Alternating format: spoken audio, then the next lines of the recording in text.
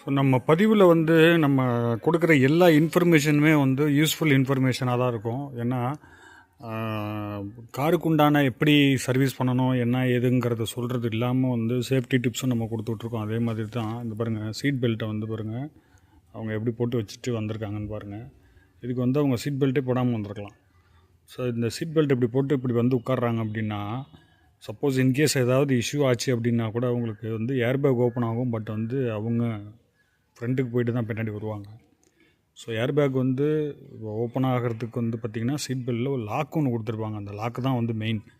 அந்த லாக்கை வந்து நீங்கள் டைவர்ட் பண்ணி, அதாவது பாருங்கள், பின்பக்கமாக எடுத்துகிட்டு வந்து அப்படி எடுத்து போட்டு இப்படி வரணும்னு அவசியமே இல்லை. அவங்க அதுக்கு வந்து சீட் பெல்ட் போடாமலே இருக்கலாம்.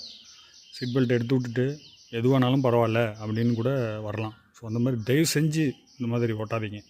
ஒன்று போடுங்க, எல்லாம் போடாதுங்க. போடுறது அட்வைசபிள். போட்டிங்கன்னா உங்கள் உயிர் உங்களுக்கு. ஸோ ஒவ்வொரு ஹியூமனும் முக்கியம்.